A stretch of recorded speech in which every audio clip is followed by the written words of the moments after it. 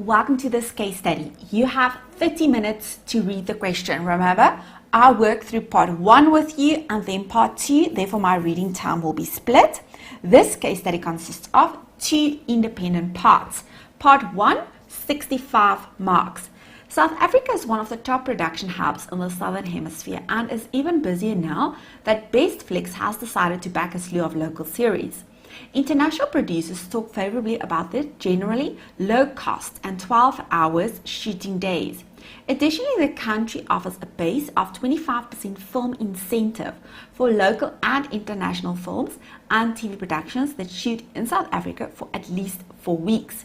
Bisney Enterprises Limited is a film production parent company that is listed on the Johannesburg Stock Exchange. The company has interest in various companies in the film industry. All the companies in the group have a 31 December year end. There are 4 phases involved in the production of a film, namely your development phase, your pre-production phase, production phase, and your post-production phase. The following information from the consolidated financial statements of the Bisney Enterprises Limited Group for the year ended 31 December 2018 is submitted to you. These may be assumed to be correct, important, except where indicated otherwise in the additional information provided in the question. Right, therefore you need to identify that they have already eliminated all intra-group transactions. Remember, this is a consolidated set, except where indicated otherwise. I'm not going to work through detail in terms of the statement of financial position or profit and loss. I'm going to briefly highlight a few important things to identify. There is investments in equity instruments, therefore we need to identify what is the accounting policy. There's investments in associates, therefore in terms of a group, you need to know IAS 28 and this will be equity method accounting. There's goodwill, we have inventory, trade and other receivables, cash and cash equivalents. In terms of our equity, share capital, we are able to identify that there's an increase, retained earnings, mark-to-market reserve, important, will be taxed based on our CGT rate. And remember, this normally is an amount after tax. Revaluation surplus, also based on CGT rate. And then there's a change in ownership reserve. Therefore, you need to know that this will be IFRS 10, paragraph 96. Non-controlling interest, we have non-current liabilities, deferred tax. There's a current portion of long-term liabilities, which is 0 at the end of 2018, shareholders for dividends, and our current tax payable. Then when we look at our profit or loss and OCR, revenue, cost of sales, and other income, they indicate to us dividends received. Other expenses, finance costs, share of profit of our associate. Remember, when we recognize the share of profit of associate, we will debit the investment in our associate and credit the profit share in our profit and loss. Income tax, profit for the year, other comprehensive income, items that will not be reclassified to profit or loss, gain on revaluation of land. This is an after-tax amount of CGT. Mark-to-market reserve, they indicate to us this is fair value adjustments to investments in equity instruments. Also an after-tax amount and CGT will be applied. Other comprehensive income for the year, net of tax. Guys, therefore we now know that this is after tax. They tell us this. Right, then profit attributable to the parent, NCI, and our total comprehensive income attributable to the parent and NCI. Additional information. Investment in Lion King Limited. Lion King Limited is responsible for the script writing and funding phase of the production, namely the pre-production phase. Due to the profitability attraction in terms of the Lion King movie, Bisney Enterprises acquired 100%, therefore wholly owned, of the outstanding ordinary share capital of Lion King on 1 May 2018. Therefore, guys, we know that we will have to apply IFRS 3 and IFRS 10 in terms of consolidation. This will be a normal subsidiary, wholly owned. The acquisition of Lion King constitutes a business combination in terms of IFRS 3 business combinations. In respect of the acquisition of Lion King, Bisney Enterprises considered the measurement period in accordance with paragraph 45 of IFRS 3 to have ended on 31 July 2018. The purchase consideration payable by Bisney Enterprises comprises the following: 5.5 million settled in cash on 1 May 2018, 3270000 to be settled in cash on 31 October 2018. Therefore, we will have to determine the present value on 1 May. 2.5 million to be settled on 31 July 2019, subject to the provision that the profit of Lion King for the first 12 months after acquisition date exceeds 14 million. The fair value of this potential payment amounted to 1.1 million on 1 May 2018. Guys, therefore we now know, remember, in terms of our principles of IFRS 3, the amount payable, the consideration by our parent to the previous shareholders of the subsidiary should be at fair value, and all of the identifiable assets and liabilities should be included in our group at fair value at acquisition date. Therefore, we are able to identify that we will have to include this 1.1 million because this is on 1 May 2018. Then the fair value increased to 2 million at 31 December 2018 as a result of revised assumptions that flowed from Lion King's performance post-acquisition. Now, when you think about this, in the separate records of our parent, which will be Bisney Enterprises, they will have to debit a fair value adjustment and credit the contingent liability, which they still have to pay, with an additional 900,000, the increase from 1.1 million to 2 million. Bisney Enterprises incurred acquisition-related costs of 2.6 million in terms of the acquisition of Lion King that was settled in cash on 1 May 2018. Now, you need to refer to IFRS 3, paragraph 53, and this amount will be expensed in our profit and loss. Information relating to Lion King Limited as at 1 May 2018 and subsequently is as follows. They provide us with a carrying amount of our assets and liabilities at acquisition date, computer equipment, which we will include in our PPE. They refer to additional information 1.1, script writing software, intangible assets, additional information 1.2, a deferred tax liability, inventory, trade receivables, cash and cash equivalents, and trade payables. Right, now when you look at this, a total asset value of 8.3 million, liability value of 380,000. Additional information, on 1 May 2018, the computer equipment had a fair value of 2.5 million, an estimated remaining useful life of 4 years, and an expected residual value of 0. Right, now you need to know in your at acquisition section, should you perform the analysis of owner's equity, we will have to include the fair value adjustment in terms of our computer equipment, and always remember your tax implication. 1.2. The script writing software comprises of the following. There's a studio binder and a writer duet. Original cost to Lion King of 2 million and 3.5 million. The carrying amount on 1 May 2018, 1.1 million and 1386000, and they provide us with a fair value. Therefore, immediately we are able to identify that there's fair value adjustments in terms of our intangible assets. They indicate to us that the rights expire on indefinite useful life in terms of our studio binder. Therefore, immediately, what do you need to identify? That the tax portion will be based on our CGT rate and there will not be any amortization. And then in terms of the right to do it, the rights will expire 31 April 2024. Therefore, in your at acquisition section, guys, you need to remember to include the fair value adjustment in terms of the intangible assets and your tax as always. 1.3. The studio binder is tested for impairment on an annual basis and no impairment loss was recognized in the consolidated financial statements during the current financial year. Why is this important to us?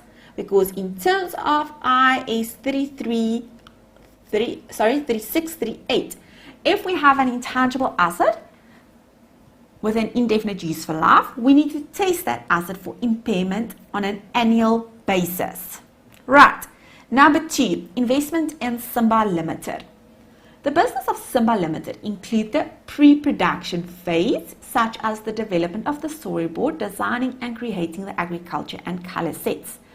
Bisney Enterprises Limited acquired a 30% interest in Simba Limited on 1 July 2016 for a cash consideration of 85,500 when the equity of Simba Limited fairly valued amounted to 285,000. Bisney Enterprises exercised significant influence over the financial and operating policy decisions of Simba Limited from 1 July 2016. No additional assets or liabilities were identified on 1 July 2016. Therefore, we know R is 28 and this is an associate and you need to equity method accounting. In terms of the at acquisition, the purchase date is 1 July 2016. Remember, we are currently within 20.18. Therefore, if there were a gain on bargain purchase, this will be recognized in our retained earnings, or not recognized, included in the retained earnings. During the current year, dividends to the value of 30,000 Rand was received by Bisney Enterprises relating to the investments in associates. Remember, if dividends were received, we will have to debit what, guys? And the separate records of Bisney Enterprises, debit bank and credit dividend income. In our group, we will debit the dividend income and credit the investment in associate account in our statement of financial position. There were no investments in associates disposed of during the current financial year. Investment in Timon Limited. Timon Limited is responsible for the production phase of the movies created by Bisney Enterprises Limited. Bisney Enterprises Limited acquired a 70% controlling interest in Timon Limited on 1 April 2017 for a cash consideration of 450,000 Rand. The total equity fairly valued of Timon Limited on 1 April 2017 amounted to 642,857.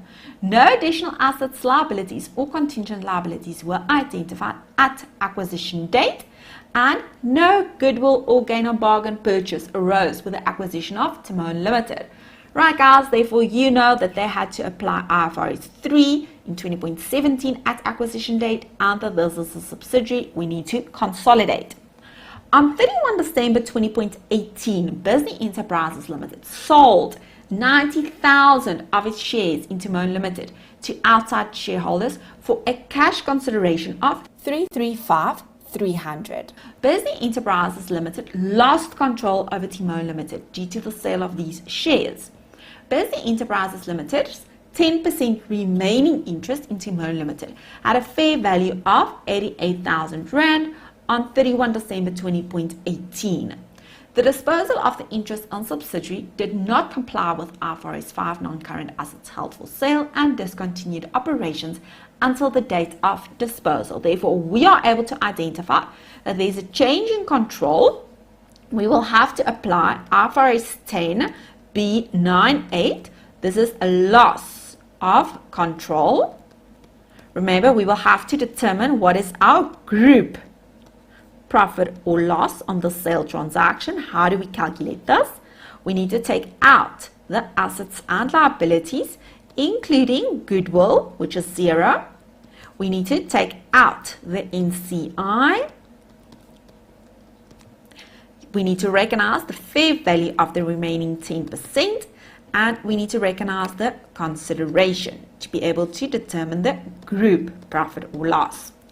Right, now when we look at this, remember this will now be a normal IFRS 9 investment, therefore a change from a subsidiary to a normal IFRS 9 investment.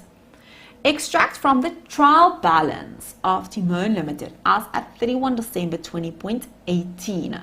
Share capital 150,000 ordinary shares, 150,000 Rand, retained earnings 410,000, inventory 200,000, cash and cash equivalents 88,500, and trade and other receivables 271,500. There were no changes in the share capital of Timon Limited since the date of acquisition. Investment in Nala Limited. Bisney Enterprises Limited acquired 85% of the issued ordinary share capital of Nala Limited on 30 September 2015 for a cash consideration of 850,000. The post-production occurs within this entity.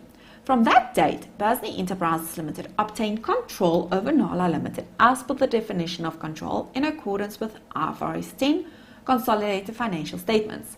No additional assets, liabilities, or contingent liabilities were identified at acquisition date. Therefore, we know at acquisition date they've applied IFRS 3. This is a subsidiary. Therefore, we know IFRS 10. On 30 April 2018, which is in our current year, Bisney Enterprises Limited sold a 20% interest in Nala Limited at a profit of 255,000, included in the change in ownership reserve. Bisney Enterprises Limited still had control over Nala after the sale of the shares with a remaining 65% interest. Therefore, this is a subsidiary. Change occurred, still a subsidiary, and they had to apply IFRS 10(9)(6) to calculate the change in ownership reserve of 255,000. Now, when we look at the statement of financial position, we are able to identify there's a change in ownership reserve of 255,000. The fairly valued equity of Nala Limited consisted of the following on the various dates. On 30 September 2015, which is the at acquisition date, then they provide us with our prior year, 31 December 2017, and our current year, 31 December 2018.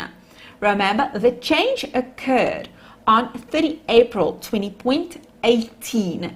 Therefore, when you look at this in terms of our retained earnings, guys, we need to identify that for 4 months, this will be at 85% in our group, and then for 8 months, this will be at 65%. Therefore, a movement in terms of our NCI.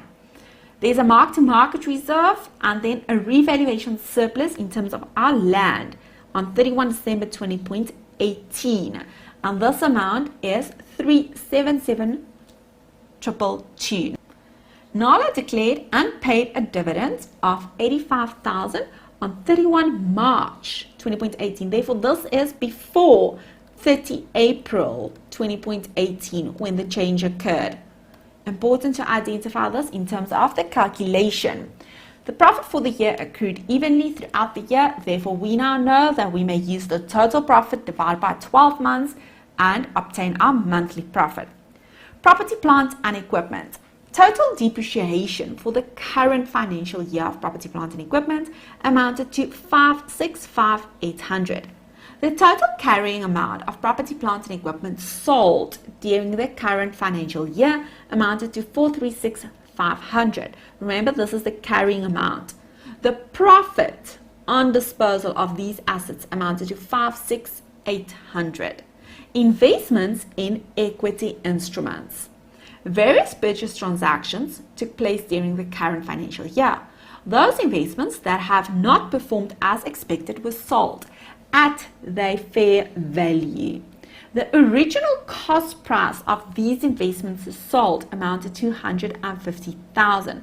Therefore, guys, they indicate to us our selling price is at fair value. The cost of this investment was 150,000. Therefore, based on this, if we are able to determine what is the fair value of our asset, we will be able to obtain the profit or loss of this asset. Bisney Enterprises Limited irrecoverably elected to present subsequent changes in the fair value of the investment in equity instruments and other comprehensive income through the use of a mark-to-market reserve in accordance with IFRS 9. Bisney Enterprises Limited has elected to transfer the cumulative gain or loss on equity instruments previously recognized in other comprehensive income to retained earnings on disposal of the equity instruments in accordance with IFRS 9 B5.7.1. What does this mean? When you think about your statement of changes in equity, you will have a column retained earnings and mark-to-market reserve. Right. Now, mark-to-market reserve will include all of the previous fair value adjustments recognized against our assets in terms of this category, guys. Now, once they sell one of these assets, we will have to take out that mark-to-market reserve amount relating to that asset and transfer this to our retained earnings. An amount of 45,000 Rand was transferred to retained earnings during the current financial year by the accountant, which you may assume to be correct. Therefore, they indicate to us 45,000 Rand was transferred to retained earnings during the current financial year. And you will also remember they have indicated to us that we have an asset to the value of 150,000 at cost, which were disposed of. Incorporation of Rafiki Limited.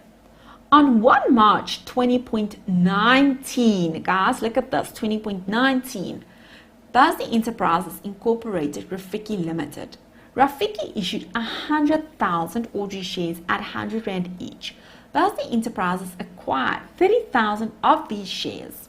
Rafiki issued 45,000 ordinary shares to employees of any company within the Bisney Enterprises group.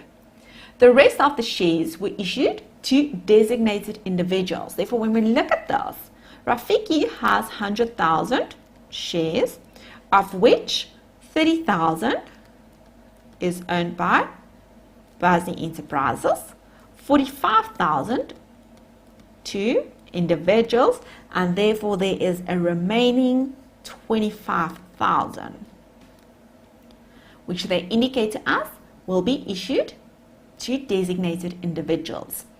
Any employee of the designated individual could only subscribe to a maximum of 100 shares each.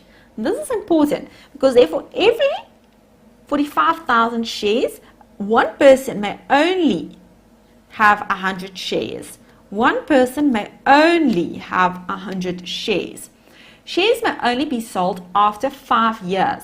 Rafiki can be described as a broad-based BEE company. The purpose of Rafiki was mainly to facilitate BEE deals within the group and to hold investments in equity shares for the benefit of employees of the Bisney Enterprises group.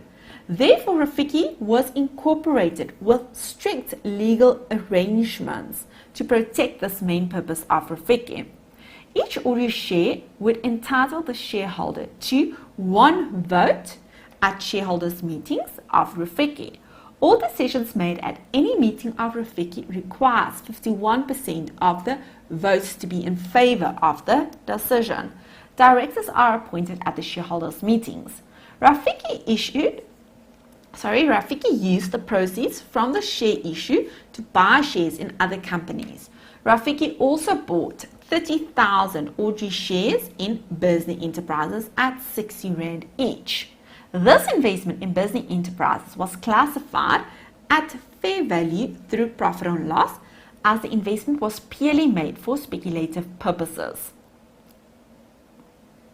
Any investment in shares and any sale of such investment have to be approved at shareholders' meeting. Other information. Bisney Enterprises Limited were able to borrow at a market-related effective rate of 9% per annum during all periods presented. It is the accounting policy of Bisney Enterprises Limited to account for investments in subsidiaries and associates at cost in its separate financial statements in accordance with IAS 27 paragraph 10A. Bisney Enterprises Limited elected to measure non-controlling interest at proportionate share of the acquiree's identifiable net assets at acquisition date for all its acquisitions. This is important. Remember, if this were at fair value, our NCI will share in the goodwill. But this is not at fair value. This is at proportionate share.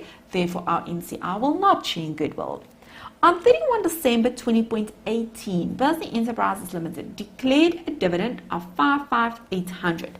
No other dividends were declared or paid during the year except indicated in the question. Total amortization for the current financial year amounted to 385,000. There were no disposals of intangible assets during the year. 6. Cash flows from interest and dividends are classified as operating activities. Now guys, there's a possibility of a clue. Cash flow statement. Important to read.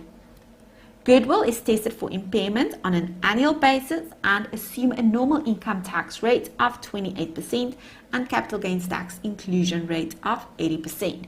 Ignore VAT and dividend tax. Now please refer to the requirement section of part 1. Required part 1. Now immediately when you are able to write, you need to allocate your minutes per section. Remember, this will be the marks times 1.5. In terms of part 1A, you will have 9 minutes, B 66 minutes, and C 22.5 minutes. Now, my recommendation, and this is something that I personally did.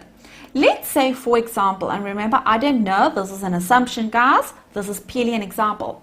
Let's say, for example, you started with your reading time, 7:30. By 8 o'clock, you have completed your reading time. Now, once you start with a requirement, this will be 8 o'clock. Therefore, add your first section's minutes. Therefore, 8 plus 9 minutes, you need to finish part A, 9 minutes past 8.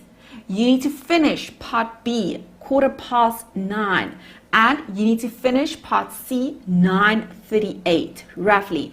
Now guys, this is your guideline. Therefore, you need to know when you look at your clock, the watch, you will have to stop with part A at 8:09. You need to stop with part B, 9:15, and part C, 9:38. Guys, do not exceed the time allocated, please. Now, part A, let's read. Calculate the goodwill or bargain purchase gain recognized on Bisney Enterprises acquisition of the Lion King Limited to be disclosed in its consolidated financial statements for the year ended 31 December 2018. 6 marks. You know, guys, that this is your IFRS 3 principles. Consideration should be at fair value and identifiable assets and liabilities at fair value. B. Prepare the consolidated statement of cash flows of the Bisney Enterprises Limited Group for the year ended 31 December 2018 using the direct method. 42 marks plus 2 easy marks in terms of communication skills. Not free, but easy. Discuss whether Bisney Enterprises Limited, C, has control over Rafiki Limited. 14 marks and 1 easy mark, communication skills, a total of 15. And you know that you will have to go back to your IFRS 10 principles in terms of control. Please note, comparative figures are not required. Round off all your amounts to your nearest rand and your answer must comply with IFRS. A total of 65 marks. Guys, as always, please spend a few seconds and plan how you will attempt your questions.